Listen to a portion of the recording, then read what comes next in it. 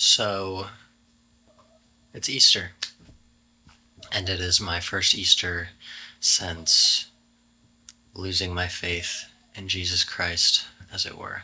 One of my last videos was a conversation with Jared from Heliocentric about my new album, There's Somewhere I Do, but also about my, at that point, very recent deconversion from Christianity and kind of my headspace at the time and my headspace during the creation of my album, which was largely about deconstruction and losing faith and stuff like that.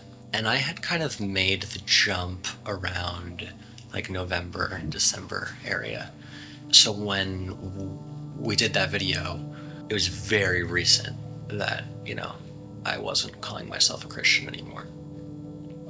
But now it's Easter 2026, and it's been a few months, and I kind of wanted to talk about where I'm at with it, I guess, and what it's like being a agnostic on Easter. So technically, this is not my first Easter as an agnostic, because technically the first 15 years of my life, every Easter was me as an agnostic, but I converted to Christianity in high school, and this is my first time since seeing the light, as it were. I think Easter was always a special but also sometimes complicated holiday for me. Growing up, my family was we were like a Christmas Eve and Easter kind of go to church kind of family. And then when I converted in high school, I was like really afraid to go to church. Maybe because I knew people there from high school, and I don't know. So I didn't go, except on Christmas and Easter, as per the family tradition. I remember one of the first times we went to an Episcopal church, and they did this big closing hymn number. The whole clergy surrounded the church, and they were doing this, big, dramatic, beautiful, closing hymn. And while they were doing it, I started getting a bloody nose, and I had to squirm past the deacons and stuff to get to the bathroom to clean it up. So that was funny. But I also remember that day, I don't entirely remember what it was about, but I remember really going through something and really, really struggling with some type of biblical question, and crying on the phone with my girlfriend about it, which is something I did a lot during that time. The early days of my Christianity were very, it was every day was a new thing to be uncomfortable with and wrestle with and struggle through. And Easter was no different. But then finally started going to church when I moved to Chicago for college, and I got baptized finally in 2021 on Easter. I have OCD, and that largely manifests itself through me being a germaphobe, and I don't like bodies of water. I don't like pools. I mean, I love bodies of water in the sense of I love looking at the ocean and the lake and stuff, but I don't like getting in them. And I remember being done with my baptism, and I was the third person who got baptized that day, so the water was contaminated. I remember being in the back rooms of the church with a towel around me, and I just didn't care. I didn't care that I was in, a contaminated body of water. I didn't feel unclean, and I always feel unclean, literally unclean. Not necessarily spiritually unclean, although maybe. So that was a beautiful day, getting baptized on Easter. I just had this joy, and I'd say that, and then the next year that was kind of the peak of my Christianity. I still had my own struggles, I still had some doubts, but I was more comfortable, right? I was more happy in my faith. But then the last few Easters were on the downward slope of things, and I was kind of back to questioning and struggling a lot, and all the most recent Easters have been at different churches. I was church hopping around for a while. 2024, I was in Arizona for a spring break thing with my family, and we went to a Lutheran church because that's what my grandparents are. And I remember, and they did like the Apostles' Creed, and they said the one holy Catholic Church part, and I had only heard that in a Catholic church before, so I was like, it's not just them. The sermon that day was like, I liked it, but it was like really like scholarly. It wasn't a typical Easter message. It was about how the like last chapter of Luke was probably added, or is it Mark? I'll fact check it. And the original story just ends with the women at the tomb talking to the angel. And it was kind of about how like we as the church, as the body of Christ, are the actual end of the story. We continue out the story. But it was interesting. Like I kind of liked having like a, really scholarly like sermon that admitted like, yes, the Bible has been changed, which was sort of refreshing for me. Not like the best sermon I've heard in my life, but I kind of appreciated it. And then the most recent Easter was at an Anglican church, which is kind of what I called my church home for the last year of my Christianity. But I was church hopping around a bit because, I was having a lot of questions, and that included challenging some of my denominational understandings.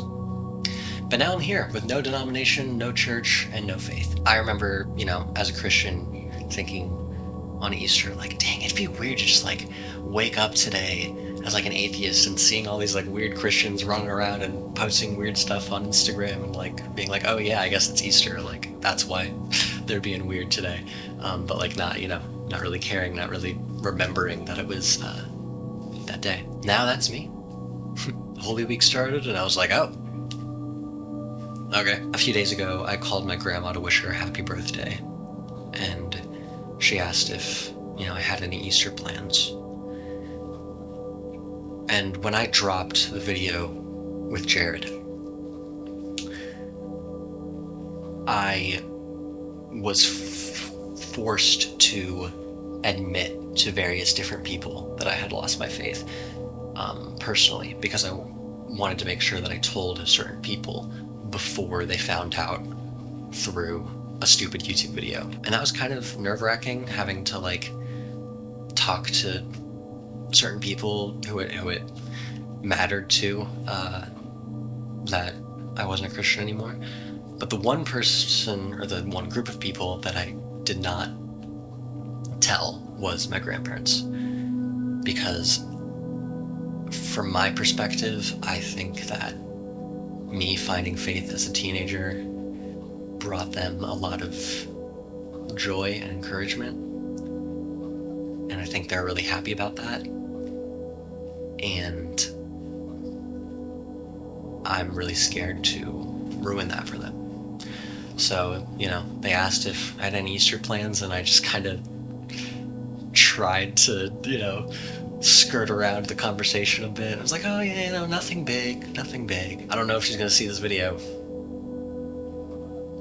but if she does, I'm sorry.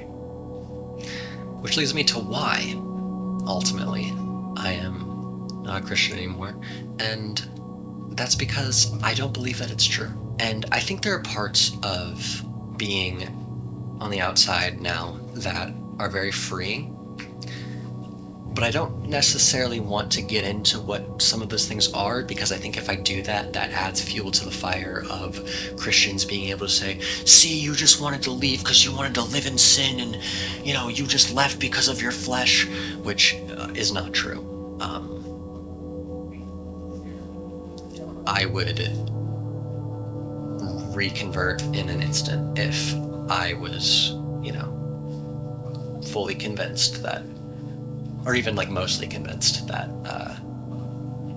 Christianity was true. But after a while, I couldn't square it anymore. There's too many inconsistencies, and there's too many, historical inaccuracies and logical inconsistencies, and this is what I believe now. But I still consider myself an agnostic and not an atheist because, one, what do I know? Like, I'm 23 years old. Like, I don't know anything about the world. Who am I to like say I know exactly like how the universe works? I don't know. Maybe there is like a higher power. I don't know. But then I also think, there's a sense in which maybe I hope that there's something greater. I think probably the hardest part of leaving has been when you're a Christian, to some extent, you have hope and faith that everything is going to work out. Even if it's not on earth, like, you at least believe that when you die, it's all going to make sense. And then I think oftentimes you still have reason to believe that your life is going to work out in the end, even on earth, because you have faith in someone overseeing your life. But at the very least, you have faith that it'll become clear after you die. And I don't think that it makes me necessarily sad to not have that anymore, but I think in moments that I am sad, depressed, angry, bitter, and dissatisfied, which is kind of all the time, it's a lot harder when there's no hope, when there's no guarantee that anything is going to work out. It's up to you, and it's not even up to you a lot of the time. I really don't even feel in control of my own life a lot of the time. And I think I've always really struggled with just like being discontent, like I need something more. And I think we all struggle with that. And I think that's partially why there's religion and spirituality in the first place, because we're dissatisfied with life and we want there to be something more. That doesn't necessarily make it not true, but I think it's definitely an aspect. I consider myself an agnostic and not an atheist because I still think there could be something bigger, some type of higher power. And I think there's a part of me that wants there to be something, but I have no idea what that is. It's hard having no guarantee that anything is going to work out, And there's been a lot of moments where I've just thought to myself, like, is this all there is to life? Because without spiritual grounding, without a faith that tells you that everything is going to make sense and everything is going to be good in the end, it's hard. I find myself moving on and trying to persevere because the world is what we kind of collectively make it, even if it's only one person. If you have like a relationship with someone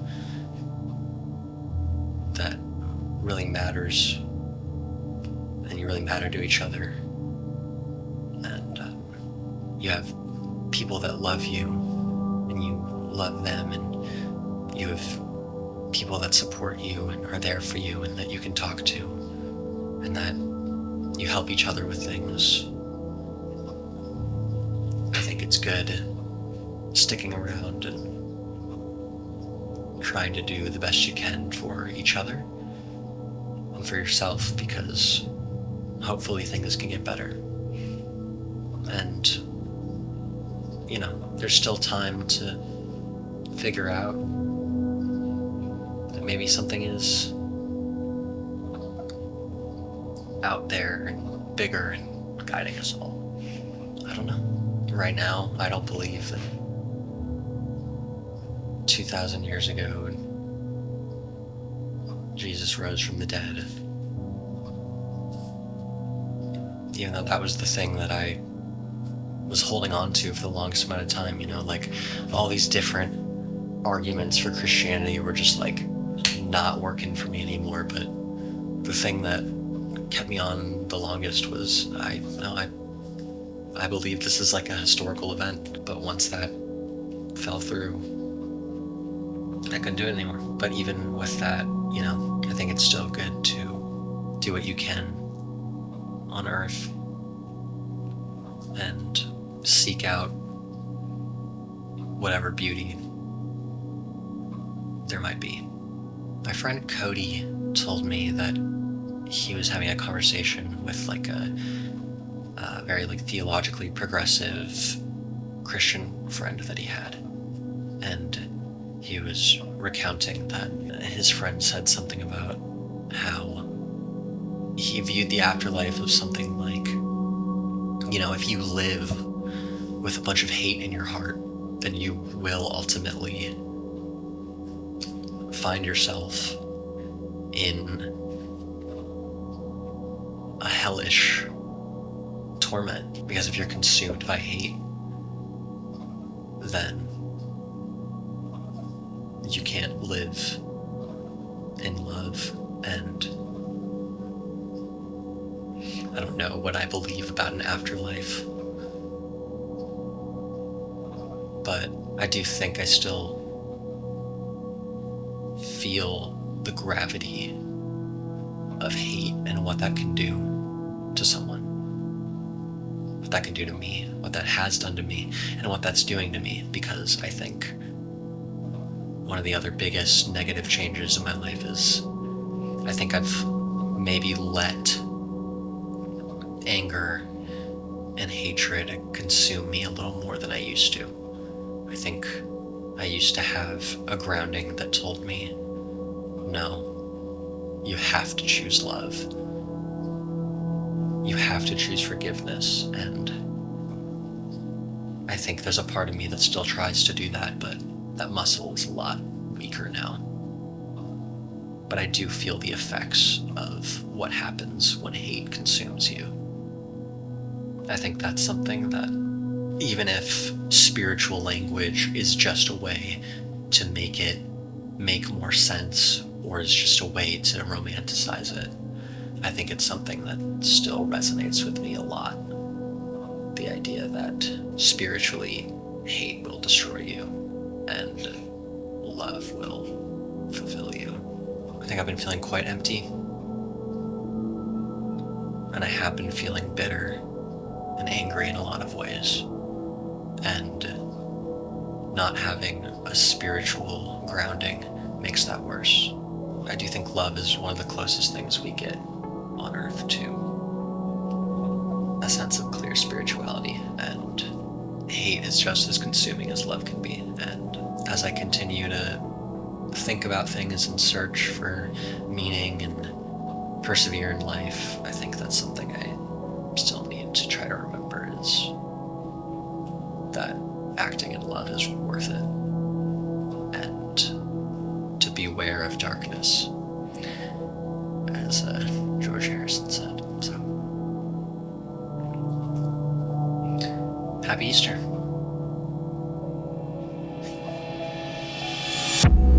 Your hallway is empty, wide open, it's wide open. Is it all